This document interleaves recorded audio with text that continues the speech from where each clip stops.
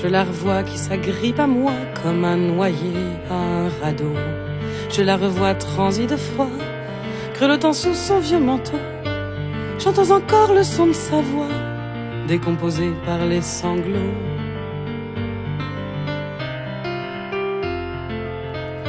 Elle essayait sans plus y croire de se faire ramener en auto. Ses yeux suintaient en désespoir, encore plus sombre que sa peau. Et sa bouche bleue sur ce fond noir criait son mal de pays chaud.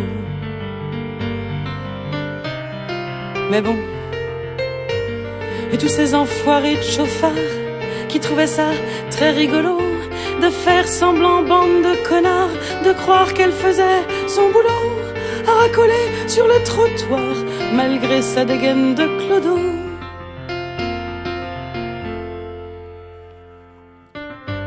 Je l'entends me dire, mademoiselle, aidez-moi, je vous en supplie.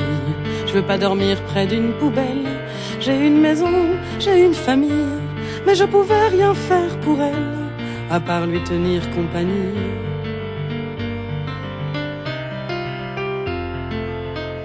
Je sais, c'est déjà un remède, presque un début de solution. C'était possible que ça l'aide de ressentir ma compassion.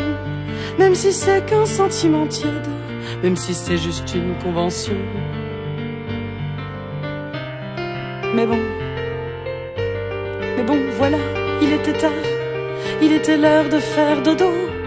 Moi je voulais rester peinard, comme la plupart des gens normaux. Ni lui proposer mon plumard, ni me coltiner ses bobos. À la claque d'être la bonne poire, pas d'humeur à faire des cadeaux. Être gentil, j'en avais marre, j'ai tendance à l'être un peu trop. D'ailleurs, ça me donne des cauchemars de jouer la psy pour des salauds, des confinés, des piliers de bar, concentrés sur leur libido. Mais bon, je crois que je m'égare. Le chapitre est clos, y a pas de quoi se faire une gloire d'avoir filé au petit trot. Pas de quoi se vanter d'avoir si sauvagement tiré le rideau, sans même un geste de revoir, sans même lui dire un dernier mot.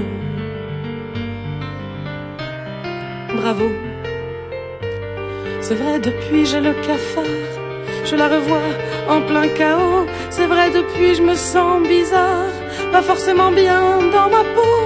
C'est vrai depuis dans mon miroir, je vois s'inscrire un beau zéro, comme ce qu'on me collait en histoire quand je prétendais que Waterloo c'était la marque d'un rasoir pour faire marrer certains blaireaux, afin qu'un jour, suprême espoir, ils m'acceptent dans leur troupeau.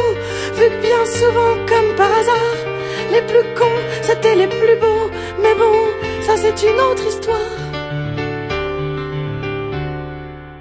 Puis c'est pas nouveau.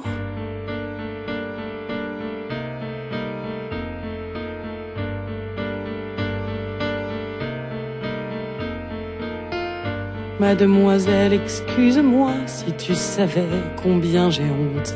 J'espère que t'es rentrée chez toi, que t'as trouvé au bout du compte, à force de tendre le bras, quelqu'un qui a bien voulu que tu montes.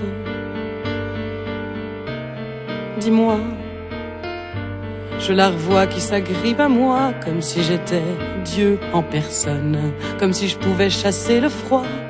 J'entends comment ses pleurs résonnent, et je me dis que, pour une fois, l'idée aurait pu être bonne. Ma foi, de me montrer un peu moins conne, de me montrer un peu moins conne, de me montrer un peu moins conne, juste un peu moins conne.